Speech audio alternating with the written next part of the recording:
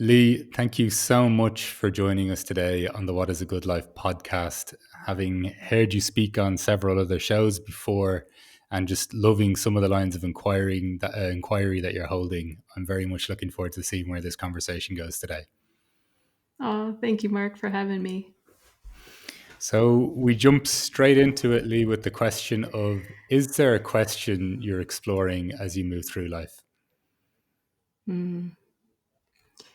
Yeah, I guess one thing I love that you're asking this question, and what it's in reflecting on our time together coming up. I realize that my favorite thing to do is to come at life with a question rather than sort of I don't know, a big framework or a big philosophy, or just sort of I don't know, just powering through. So I find, I guess, I'm in a space, the better space for me if I'm actually in inquiry.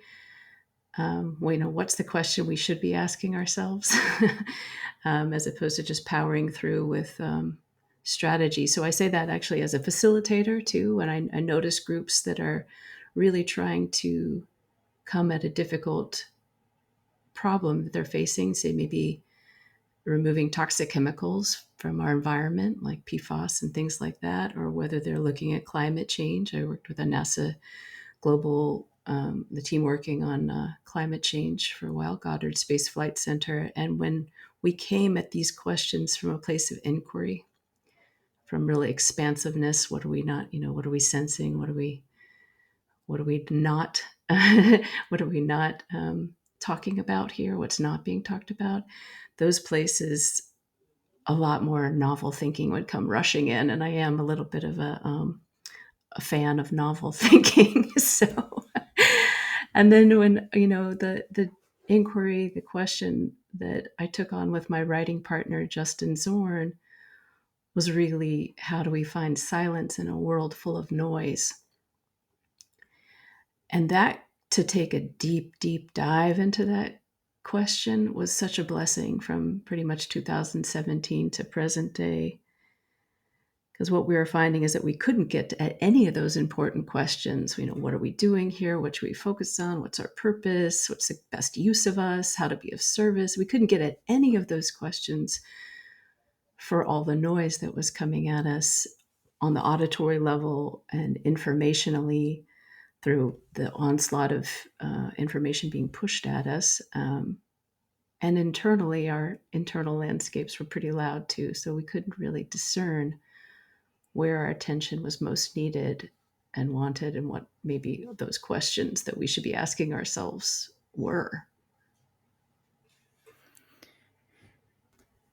This is there's something really delightful about that kind of noticing that, okay, we of course are things that we'd like to know, maybe our purpose, what we should be doing here, all of these things, and then just the very clear observation then that, wow, we can't even, it'd be hard to even hear this through the different levels of potential noise that you mentioned there.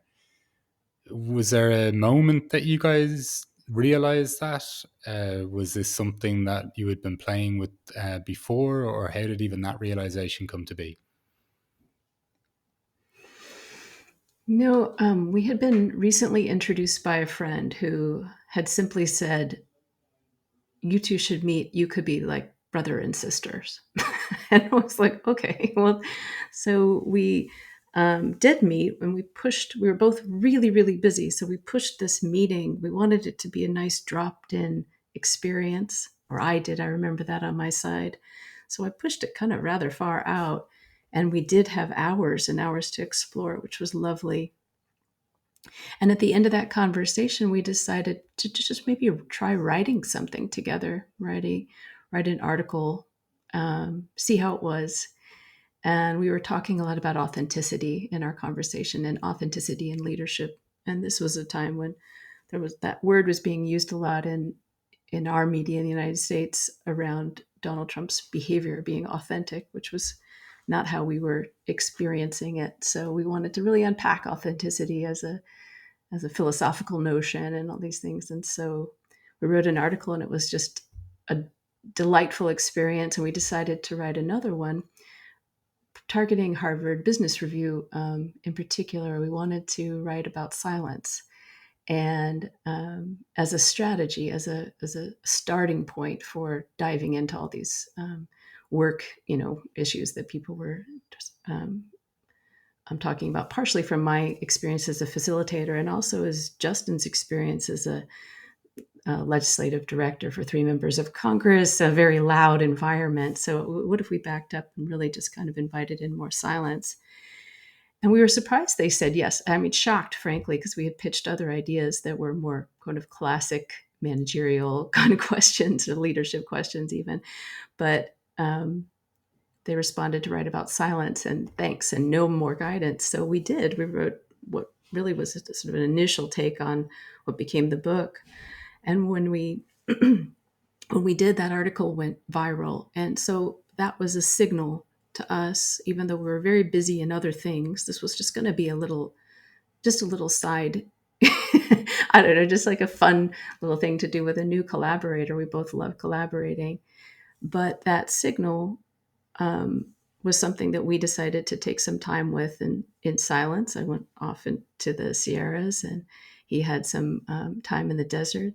And we spent several months contemplating what would it be to really deeply dive into this question of how to find silence in a world of noise, and what would it be to really weave our lives together and write this book. And then that led to, like, what would it be like to talk to these fascinating humans of all stripes. We started thinking about meditators naturally, but then we decided, we don't want this to be a meditation book. We don't want the punchline to be to meditate more. We really want to talk about how people are finding silence in the myriad ways that there are. And what was also incredible about this searching is that we weren't looking for experts in any way. Like, there's not really an expert in silence, including us, like definitely not us. Everyone's just kind of in this place of inquiry and exploration and finding their own way, which is just, for me anyway, the richest places to look. So it just turned into a beautiful exploration with all kinds of people also asking important questions, like your guests are, of themselves, and particularly devoted to finding silence, whether they found that, on a loud dance floor, finding internal quiet, or whether they found that running like perfect lines through roaring rapids, or whether they found that truly in a classically quiet, auditorily quiet environment, whether they found it in long, deep, immersive experiences, or in just moments before, like in a breath before starting the next thing. Whatever their practices were, we wanted to hear about it in their life experiences. Or I should add, whether they found it on San Quentin's death row, as one of the main teachers in our book, Jarvis J. Masters, does. So, neuroscientists, a man on death row, opera singers, all kinds of people devoted to silence, and what did they have to share? And we just got to joyfully take in their stories and weave it together and share it in our book. Yeah, there's, just as you're speaking there, just the word that comes to mind is just connection, and even the connection of almost like the, even with everyone's relationship potentially with it, or definition of it, or places that they find it in. It feels like there's a silence, almost a collective pool of silence that's out there, but will interpret or experience it in different ways. When you mentioned there just the, all these different ways that people are engaging with it or experiencing it, how did that challenge what you had initially thought of in thinking about exploring silence? Like, was there a moment where something flipped or switched in your mind as to what the inquiry was? Yeah, I'm so glad you asked that question, because that was definitely, we were, we had a set of questions that we would vary based on people's, were they artists, were they politicians, whatever, we kind of follow some different through lines. But the question we asked everyone, and there was I would feel a moment in our conversation, there was just such a soft, an expansiveness or softness in the field of our conversation. And we would ask, what's the deepest silence you've ever known? And I don't really know where that question came from, but it was definitely our favorite question to get to when it was the right moment. And their answers would sometimes be, like I a little bit alluded to, auditorily loud and cacophonous, and moments of death and awe and birth. And I mean, they would be pretty extreme. And we would think sometimes, like, initially it was like, did they not understand the question? um, do we need to ask it a different way? But then we realized, no, they're showing us the way. They're showing us the way, that this deepest silence, these moments of just where we step out of time and space. And I mean, it's completely out of that. It's infinite possibilities. It's, what so many beautiful definitions, but Gordon Hempton was one to say, silence is the think tank of the soul. So we're in that kind of space when people are having those moments and reporting back to us. And that's when we realized, okay, we want to get very specific about the noise we're talking about. We want to talk about decibels and auditory noise. We want to talk about bits of information and that are grabbing for our attention in terms of information. We want to talk about internal noise, which is quite a mystery even to neuroscientists what that even means. But we want to talk about that internal chatter and rumination. We want to be very specific with noise, but we want to be super expansive with silence and offer some of those definitions and examples. I mean, many of them, as many as we could, really, to make sense of it. But silence as a presence is what we were hearing from them. And we did not start that was not in the Harvard Business Review article, is what I have to say about that. It's like it took really years of us learning, listening, noticing to get to that piece. So that was a huge turning point, and it was so freeing. And I mean, our energy for the experience, which had always been pretty, we're enjoying ourselves the whole time through, but it just blossomed at that point. I'm always really intrigued as to kind of those moments of freedom, as you put it there. Can you give me a sense just of like where, like when that occurred, or what was occurring around it that gave such such a clear, or almost sounding like a tangible sense of freedom to it? Mm. I think what I'm remembering sitting out on a deck and talking with a Sufi sheikh, Shabda Khan, when he said, "Silent is not silent at all. It's teeming with life and joy and ecstasy." And I felt like, yes, that's it. That's it. And for me, I teach dance now. I've been teaching dance for a little over a decade, and it's one of the only times where my mind is completely quiet. I am so focused on what I'm doing, conveying all this information in this studio, pumping with just like music and joyful, world music from all over the world, and say 30 beautiful bodies around me trying to follow in real time what I'm doing. So I have to be very clear. And if one thought gallops into my mind, into this prefrontal cortex of mine, like, it's over, like I mess up, and it's not, it's not the end of the world, but it's a really interesting learning lab, because it's kind of like all the variables are pretty much the same, and then in gallops a thought, and and then we're over. It's interrupted. So flow states and all these things. So I realized with Shabda's response, like how expansive we were going to get to be with this book, and we were in. I was in. With him, this beautiful setting, looking at the Marin rolling hills, dried, birds flying around, so it was an expansive location we are in. And I realized this is pretty limitless where we're going to get to go with that kind of definition that felt so true. And that, I think the other thing I'd want to describe is when we hit these moments of resonance, he would feel it like my body, our bodies are instruments. It tells us when we're on track.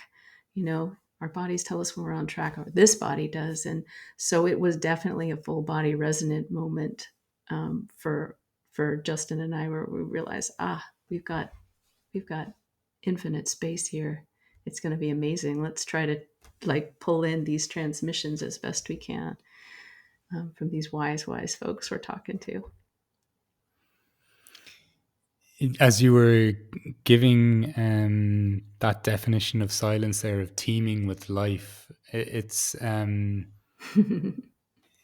like I felt that totally, if you know what I mean. Like, even in a kind of a misty-eyed sense, I think it really sounds like so many of the reflections, and I love the variety of places that it's come from too. It feels far more far more kind of universally true, when it's not just, as you say, going into, let's say, thinking that the punchline at the end of this would be meditate more. It's not going to be that. There's some, but just when you mentioned earlier silence almost as a softening, and then just a resonance there. Just curious, like, how do you think of silence as something that connects, or something between us, even not even just, let's say, my own personal experience of it? Oh, yeah. I think our silence is magnified when it's shared. And that was something that, we also really felt into in these interviews, that people were, we're definitely not anti-meditation, to just throw that out there. We're Yeah. both lapsed meditators. We appreciate the practice of it, and appreciate that shared practice of it when we're, in Sangha doing that. It's just that it's not everybody's answer. And it's, even when it is your answer, it's not your only, most likely, or maybe shouldn't be. But it often teaches us to appreciate silence, um, in a meaningful way. And also, actually, maybe what it teaches many of us more than anything else is the noise that we experience in our minds. It helps us appreciate that too. But let me get back to what you're saying. Actually, ask me that question again. I got a little bit off on a No, no, tangent with it's all wonderful meditation. stuff. But the sense of, even just when you mentioned softening and resonance, and then so just the silence almost as the, like, a shared silence, or the significance of that, and I guess are relating with one another. Yeah. So in our book, we did start with quiet alone, looking at those practices that are more individual, where we have more control, frankly, or influence over the outcome. But we really, as people in families with children, and different things, and workplaces and stuff. I mean, the relational field is really struggling with these issues of noise, and they really benefit from sharing silence, even in tiny ways. So another chapter looks at, quiet together. And many of those, like the deepest silences you've ever known, the deepest silence you've ever known, which, if anything comes to your mind, I'm going to circle back with you and just see if there's anything there that you'd like to share. But they were shared moments of life, and where maybe the words, you know, say in a deep moment of grief, as a Jewish tradition, to not to go be with someone who's grieving, but to not say anything unless spoken to. And that's to help us kind of from ourselves and our tendencies to say all the wrong things, or say maybe just trivial things in the moment. And the silence is just so much more healing in those kinds of Yeah. settings, I found. So, um, we're changed when we share silence in that way, in deep grief, or in total ecstasy, or in awe, like when we're watching some beautiful moment in nature. To not speak in those moments, to something changes in us. I'm really interested in that. I don't pretend to understand more, but I do know that when we ask that question, that's usually what they're speaking to, is something, is that a shared silence that's moved them, changed them, deepened their connection to themselves, to this planet, to each other, to the cosmos. Who knows? But it's available in that space if we're quiet enough to take it in. What did come to mind when you were mentioning that question, a couple of things did quite quickly, and one was I met. I'm in Berlin now. My wife is from Germany, but we met in northern India. Then we moved to Canada shortly thereafter, and I was just really. This was maybe nearly a decade ago, and I was really new into all these books that I was reading around different spiritual things and whatever else. And she just goes, "Perhaps maybe on this walk we don't speak." And it was said, like, it was just, there was a lot of different things going on, and I laughed as well, but we went wandering around by English Bay, just holding hands, and I think we went for a Mm. walk for well over maybe an hour and a half. And yeah, sometimes we might just give each other the eye and point in a direction that we're looking at, but I always remember that walk. And when Mm. I and I think it's just such a relief to realize that you can, because it needs to be experienced, I think, like, just that you can relate to someone incredibly meaningfully and deeply without words. Like, it just takes, I think it just takes so much onus or ideas of activity, like that are deemed to be normal etiquette, but as you say, even in moments of grief, but just I think in day-to-day stuff as well, that they don't actually add to the situation. I mentioned to you when I first got in contact with you about this, that I run these silent conversations, and I remember coming out of one particular silence where I just asked people to reflect on, and of course, people often mention that it wasn't silent at all for them, or so it's not an insinuation that just because we're not speaking that it's silent, but someone said that words don't break the silence, but an agenda does. And Ooh. I really love, I don't know, I just love some of the things that come from that space. Like, I think that expression that it's a think tank for the soul. I Hmm. think that's a remarkably insightful comment around the experience of silence, individually or shared. I love that words don't break silence, but an agenda does. Yeah, there, and I think it makes me think of the Quakers and how they're holding silence, and really, and they do this, of course, in spiritual, in their spiritual pursuits, but they also do it for business. They also hold silence in a business meeting, and um, from what again, one of our interviewees, Rob Lippincott, he described like them really hashing out some difficult business in that typical way they do, sitting in silence and usually in a circle or something like that, um, and when they could let go of the agenda and instead let the silence inform and move from there, that's the ideal. Is that they're let these words be worthy of the silence I break. That there's some truth believed to be in that moment versus a more egoic, agenda filled. This is going to sound really clever, kind of speaking into this space. So I love that, the place again of discernment for where it's coming from, where we moved, and the really feeling words come through from silence, the dance between silence and words. So, I mean, it's one of my favorites, actually. So, again, not anti word, not anti any of these things, but words that emerge from silence are worth listening to. And it's kind of, when you say something like that, it's kind of poignant then, I think, to reflect on the word that came to my mind there was the abuse of silence in ways. When you mentioned at the start, in this process of having even definitions around noise, and then exploring and expanding with your sense of silence. But even in the initial inquiry, just simply into to noise, what were there elements within that you found particularly striking or maybe unexpected?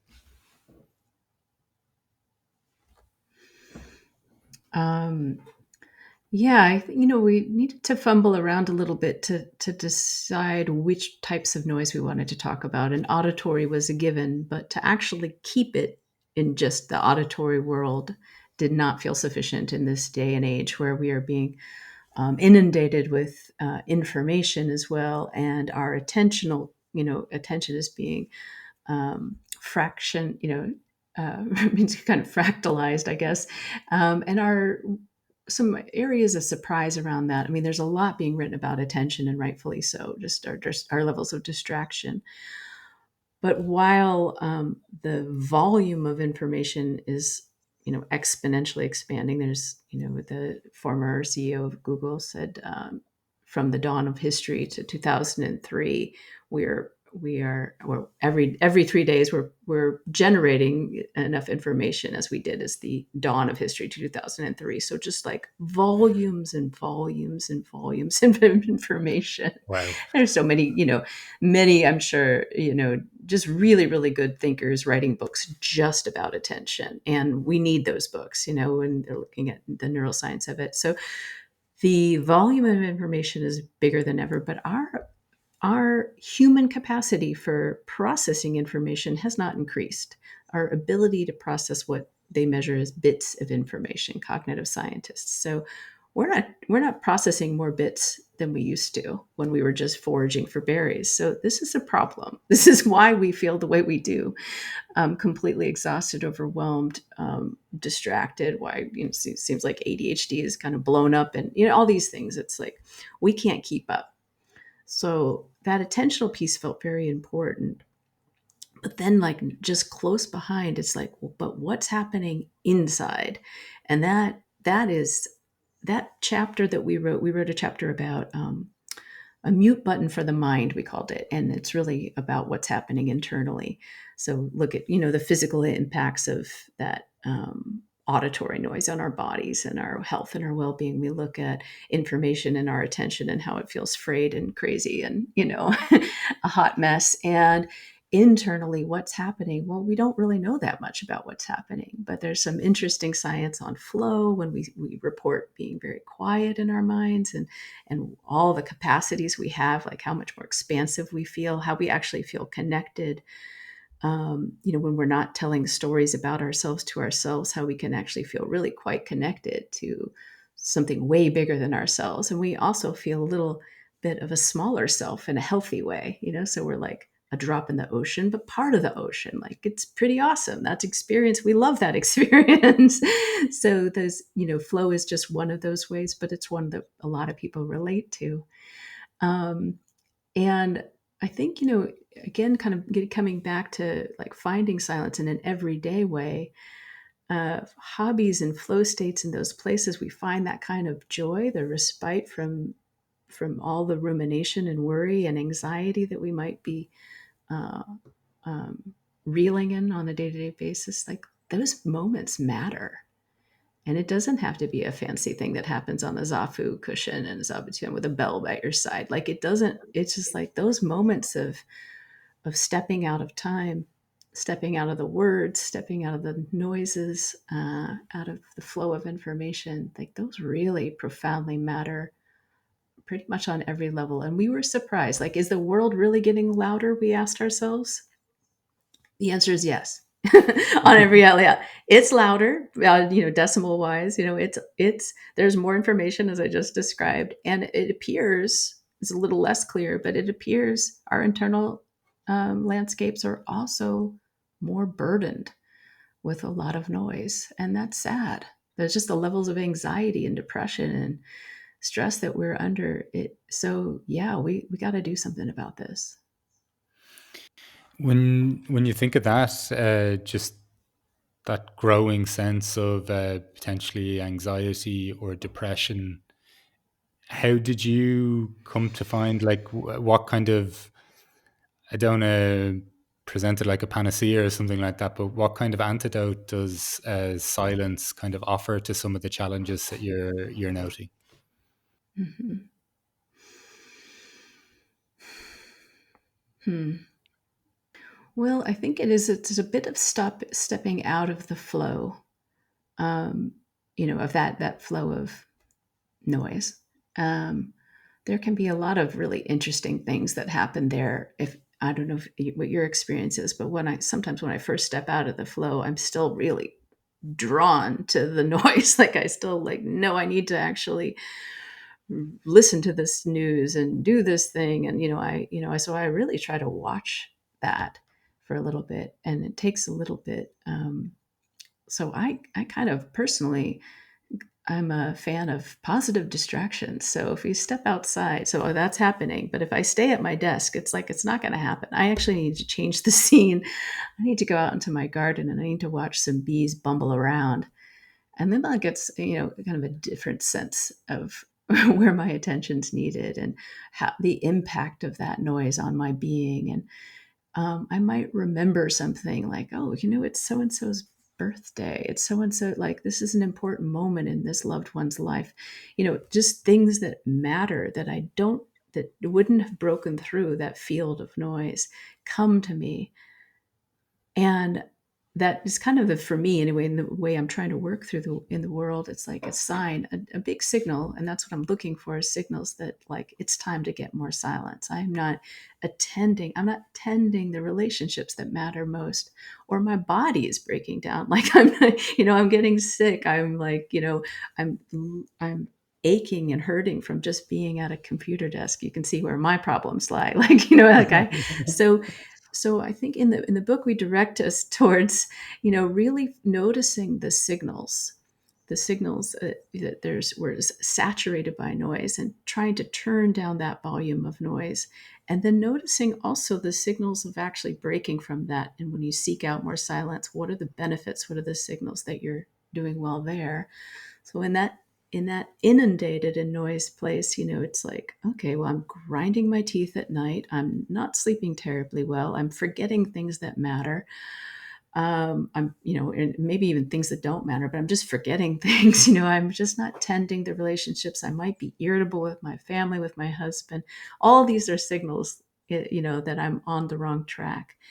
If I can pull back and even tolerate that little discomfort, positively distract myself with some time in nature or dance class, like I was describing, then I get this reset, this reboot, and I can really notice the signals that I'm actually being fed in the way that I need to be fed, to be the kind of human I want to be, to have enough space for the questions like you and your interviewees are exploring. If I don't have enough silence, I can't ask those good questions. I'm not tending those things. I'm not connected to my body, to all the things that inspire me most. And it's just like, it's too high, or it's too big of a toll. This life is too short. I'm doing my best to not do that anymore. Like, really reel it in as much as I can. And my quality of life has exponentially expanded. Like, I'm just a happier person, and I can spread that joy around when I'm tending to this particular issue of noise and getting enough silence. It's interesting, isn't it? Because I think noise and that sense of just the sheer amount of information, it's become so ubiquitous that it's almost like the fish swimming in water. And when you do take time, then whether it is with yourself, and as you say, it doesn't have to be meditation. There's a myriad of ways that you've described, but it's so common sense the way you just put that. Like, there's nothing even remotely mystical about that, in the sense, like, there's mystical experiences with the union with life, absolutely. But I just mean all the signals that our bodies are giving us. And if you think about just any given day, if you're or you're just stuck to your phone or your laptop, or there's just this constant context switching and chopping and changing and deadlines, it's I hadn't really thought about silence in terms of the revealing of what matters most, but that's Mm. ultimately what I find that it does. And you mentioned even in a silence in a corporate context. I've used silent conversations sometimes in corporate spaces as well, and it's quite a funny thing to observe initially, but it's so I there's such a clear correlation for me between the notion of getting a group of people to sit in silence and then actually tending to what matters most. I think that's a really lovely connection that you brought up, that I hadn't actually verbalized. I had witnessed, but I hadn't verbalized, if you know what I mean. Mm. Oh, good. Yeah, absolutely. Yeah, and there's a natural, like, with the corporate clients and well, with me, it's usually a cross sector group. So it's government entities and academics and some companies and retailers, for example, that are addressing, and the NGOs who are addressing how to reveal or how to remove toxic chemicals from our products. If we just go about this the way we always do, um, in the same environment, the same kind of cinder block wall, room, very little natural light, fluorescent lighting or what LED lighting, whatever. We're and just kind of come at it with a bunch of PowerPoints, which we were doing. You feel that contraction. You feel that, like, it's just like that urgency, the scarcity, and your thinking goes right along with that. And when we get out into a natural setting, which we often go out to the redwoods for days on end, we try to pad in extra space for them to take hikes together, for them to have small connections, for them to have naps, which is like, like I try to push the naps. We have little dance parties, even, do different things and then come back together. That's a whole different experience. And that is where they get their breakthrough thinking, their novel thinking that guides the next year. That's how powerful it is. So you feel like, I can't get away for 4 days. There's no way. But, if we keep doing these meetings back to back endlessly, like, it's just, we're just wasting so much time. If we're talking about the big stuff, if we're talking about those, really doing something different, novel, addressing something, super complex. This is a complexity issue. Then I think we need silence to address the truly complex issues better.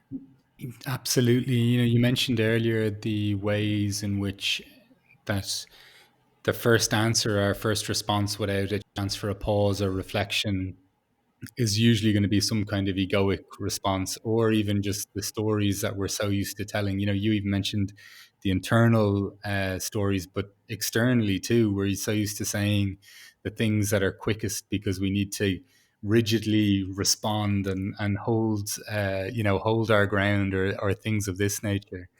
But when you mentioned too earlier the experience of softening that can be noted in a shared silence or between us, I know there's something even how you're describing it that just makes me think of I don't know, even just an emergence of potentially some sense of truth.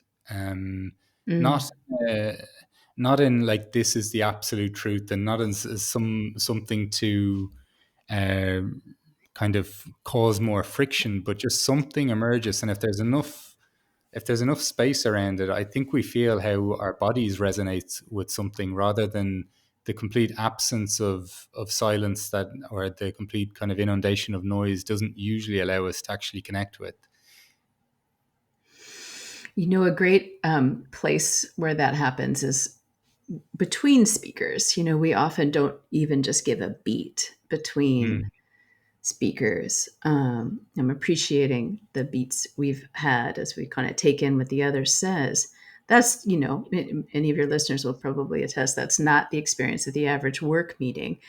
We're basically thinking about what we're going to say as that person is talking and thinking we already know it and all this other stuff and jumping in at a moment. So if we can even just insert some silence to really have the words of that person land in the group, in the field, and in ourselves.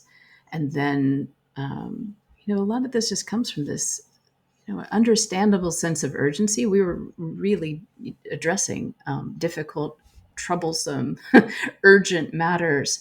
But if we can step out of that kind of contracted place of urgency, and one of the I don't even know where this phrase comes from, but a friend of mine, another facilitator, had said she uses this slow down, there isn't much time,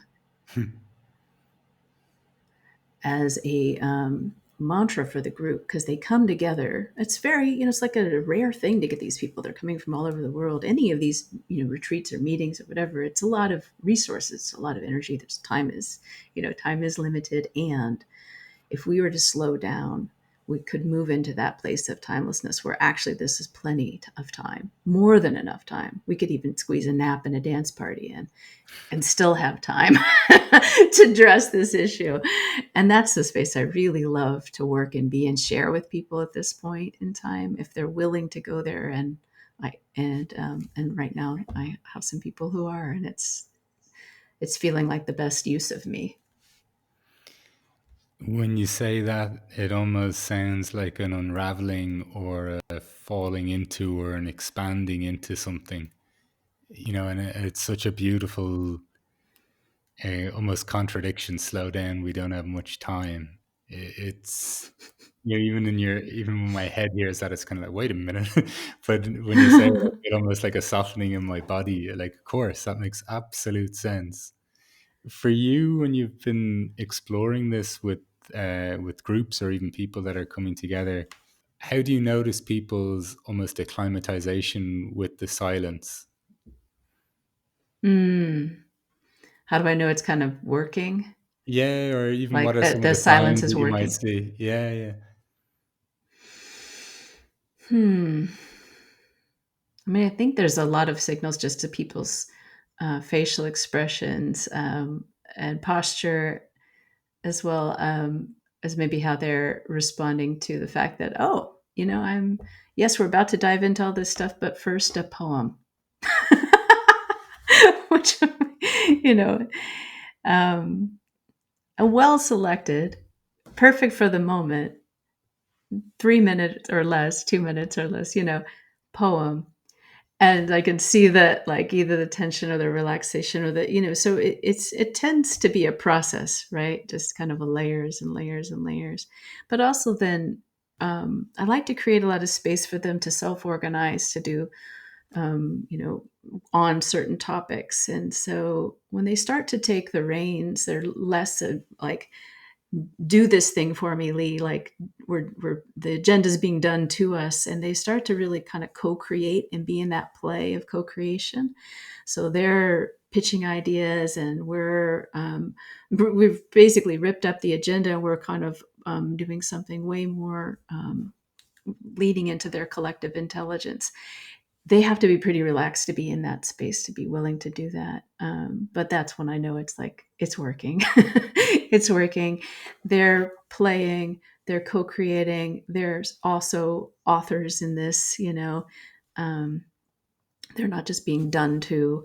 And the ideas are different. Like, there's definitely just even more silence in when someone says something. It's clearly new, different, and challenging them. So those are all the things I'm looking for. Um, yeah, and then of course, like, these things show up in our lives as well at home.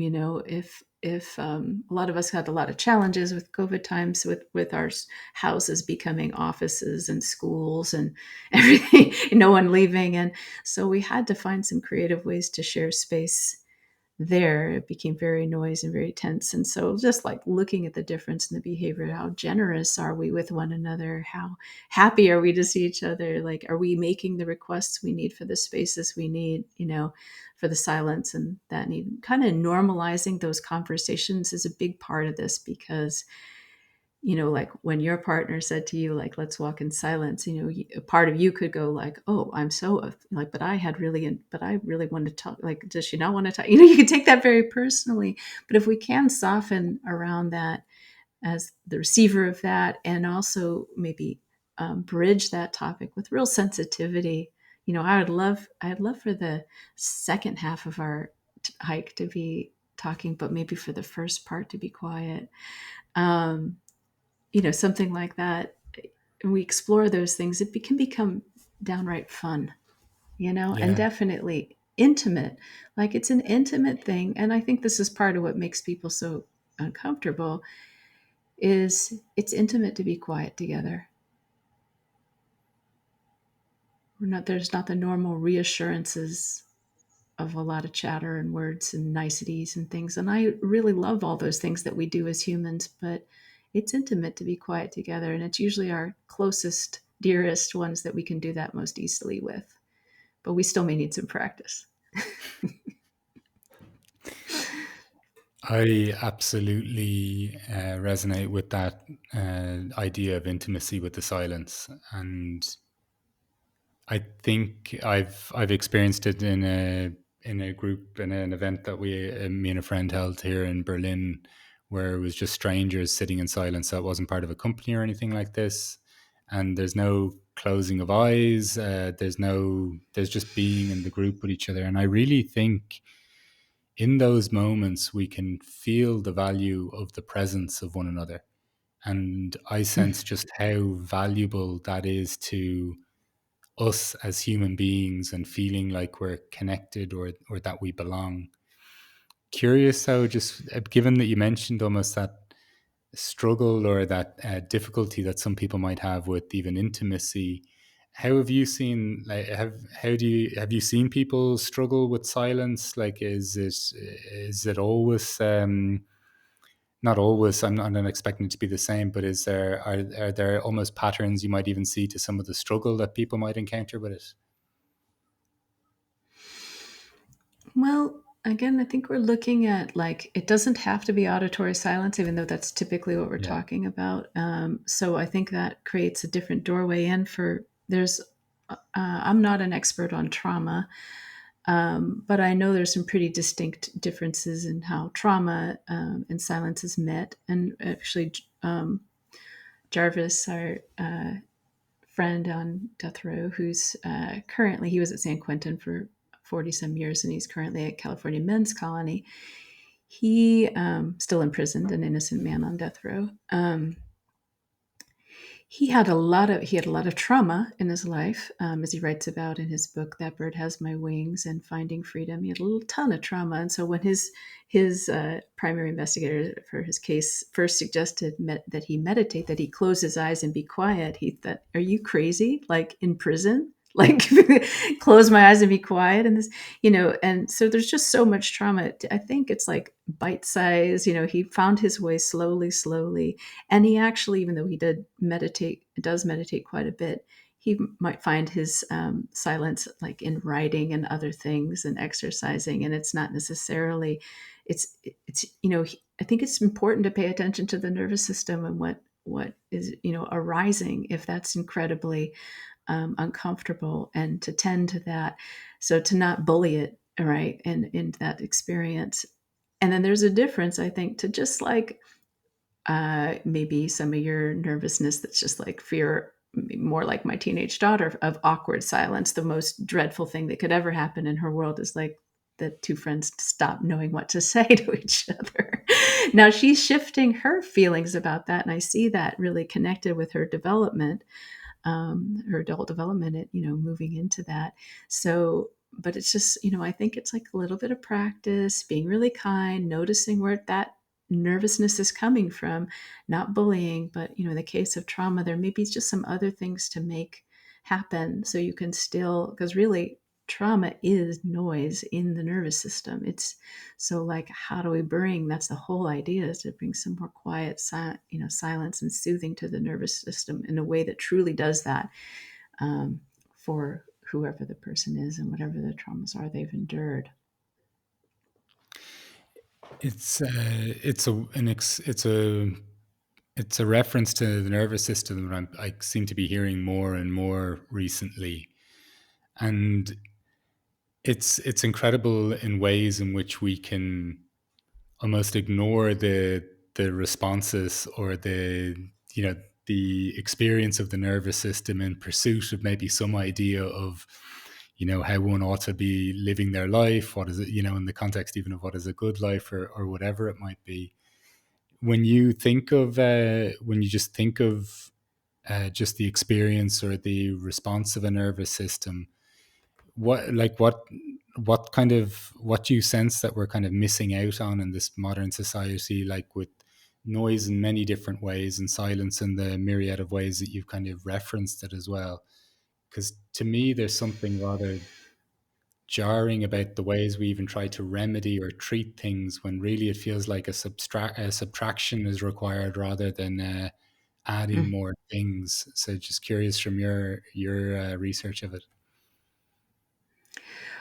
Well, this is more me riffing than my research, but as I think about when I'm being hard on my system that's, reacting the nervous system, and maybe it's inconvenient, maybe it's be better if I was like, feeling soothed or something. If I can hold my nervous system like I would with the kindness and the compassion of an animal, like an animal I care about, that's feeling that like quiver and that fear and that fight or flight, freeze response. If I can kind of externalize it a little bit, think about a young child, like Thich Nhat Hanh has this look at think of a 4-year-old, our 4-year-old self, or a 4-year-old, or some animal we love, and people get really soft and kind often around, say, a pet. If I can do the same thing with this nervous system, then perhaps I can approach it in a way that will actually help calm it rather than further bully it. So this is just one of those things that I, with myself, I work with to bring in that softness. It does trouble me deeply because I think, of course, when we're not paying attention to that sweet inner, being part of our being that clearly needs tending, and we're overriding it, again, a lot of things just don't get to happen. We don't, if we're not tending that relationship, then we're not available to a whole lot of other things that matter in this life. So why we do that, I don't, it part of researching and reading this book, or writing this book, is really noticing like how brutal it is in this loud environment to our bodies and our systems, our nervous systems, our brains, our relationships, our everything's, our ears, of course. Um, and it's no wonder we're sort of going off the rails here. Yeah. But what will it take for us to turn that? I don't know. Little things, like little things in our lives, some agreements with our loved ones and workplaces, environments, and just like creating a little more permission for that. And more, I hope, for our society at large to, create spaces where we can share silence, where we can celebrate that. Still preserve spaces where people experience silence, like natural spaces. And all of that is what I'm hoping for. What'll get us there, I'm not sure. There's just when you mentioned earlier the experience you had of, even your opening kind of sentiment that the significance of the inquiry and the not knowing and the significance of questions within that. It reminded me of one of my very earliest guests. He was exploring wisdom, and bizarrely, I'd never noticed that the word quest was in the word question. So Oh, when he said, interesting. yeah, Yeah. yeah, when he said it to me, I was almost like, oh, wow. And then I was like, but that's obvious. Um, but there's something he just mentioned about even the process that I was exploring, because I'd already interviewed maybe 120 people privately around this question before I began the podcast itself. And just the variety of places that this has brought you into. I know you've mentioned earlier how you become more conscious of it, but could you give me a sense of just how this question, this quest, this inquiry has began to shift you, and how you even started to become conscious of some of those changes as they were occurring? Yeah. Somewhere in there, I was in deep meditation. And what I mean by that for me, anyway, at this point, what I use is some psychedelic substances in group settings and very conscious containers, in a format that I learned from my teacher, Ralph Metzner, who's written 26 some books on it. So there's lots to learn about him. But I'm very much a student. I was in the inquiry of what silence is, and why I particularly like in that moment I described with you, Shabda Khan, that it's teeming with life. It's exciting. Why do I resonate so much with it? What does it bring to me? And what it made me realize is that part of why I'm here is to celebrate and honor life. And silence helps me see where that celebration and that honoring is needed most. And then I can move from there, and I can be of better service and be divinely deployed where it makes sense. I can be more kind and just attentive to things that matter to me. So it really is the prerequisite for me to tune in to the life I want to celebrate and honor while I'm here, and all the many ways. Like, the question I've been sitting with this year is like, what is true kindness? Again, if I'm not getting enough silence or any of those things, I'm not going to get anywhere close to what feels most resonant about that question. And the answers have surprised me, and it's required a lot of silence to get deep into that inquiry of kindness, not sort of like a just niceness, not a flat kind of. This is it's much more nuanced and interesting. And if I'm not quiet, I have no sense of what I'm even talking about. Right. It's like Yeah. if I'm not quiet, it's conventional thinking that gets me there, and I don't want that. I really want to be not just like novel and innovative or something, but actually sensing from what's true in the field and around me and in my body. So if I'm not quiet, I can't do that sensing that tells me, the real kindness here is, fill in the blank. And it's amazing, I think, how much we can actually trust that novelty that's emerging as it's emerging when we are quiet.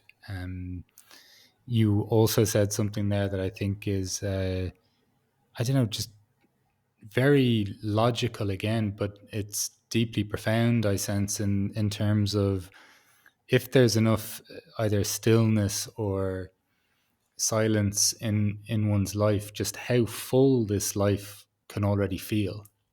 Like, and that's um, not in some kind of mental idea of gratitude, but actually feeling gratitude in the moment. And Mm. I know there's something. Look, I have a proclivity for some slowness in life as well. So I'm not saying that that's absolutely the way either, but some space in our life, maybe even periods of quiet or silence, and some slowness, not to have to have our attention split the moment we sit down in one place. There's just so much to see, like just the flicker in somebody's eyes, like the curling of a mouth. Do you know what I mean? Like Mm. these are all occurring, like all the sensations that are here right now. And Hmm. just as you were kind of opening up with even just the space that it affords novelty. Like, it's hard for this life to feel like drudgery when there's so much novelty, if there's enough like silence or space to appreciate that. And so many of the things that you were touching on, like whether it was just a sensing of a field, a softening, a different perspective, a sense of connection, and just a free, almost as you said as well, like a freedom even within your inquiry. I think so Mm. many things that you've touched on in this obviously lead me to the question that I'm exploring. But I'd love to know for you, Leigh, what's your response to the question of what is a good life for you? Mm. It's interesting. I feel teary now with that buildup, Mark, about what a good life is for me. Um, it feels very much about being in a place of freedom where I can respond to the things that really matter most. I can pay attention to the things that matter most. I can be in in this life in a way that is the best use of me, the best, like where I feel um, in full expression, but of course also in a place of responsibility.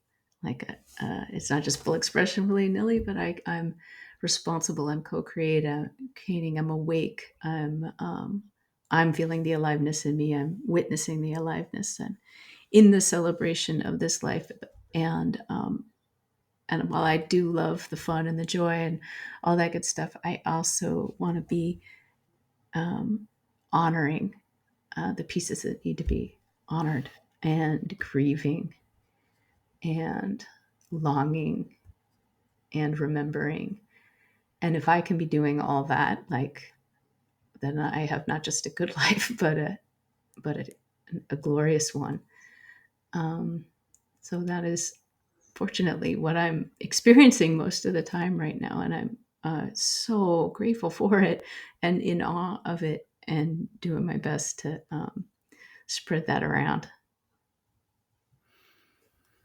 Well, you in turn have inspired some misty-eyedness in myself. So thank you very much for that. Oh, you're welcome. But I must say too, you couldn't be saying the significance of the responsibility within that too. There seems like a lovely balance to that for me, that I know that I potentially let go of a little, or held too loosely for a time, and now I'm incorporating it into the whole process of even this project that I'm exploring, but definitely Mm, my life as well. I think though, just what you said there was really beautiful, and the kind of words that I think can only come from someone who is actually experiencing what they're talking about, because there's that considerable sense of awe. I think with life, when those conditions that you're describing there are present. So, look, Lee, I've really mm. enjoyed this. I know when I'm listening back to this, obviously, I think you'll also have given me lines of inquiry with some of my own inquiries around silence as well. So I'm really grateful for you joining us today on the What is a Good Life podcast. Oh, it's been such a joy. Thank you.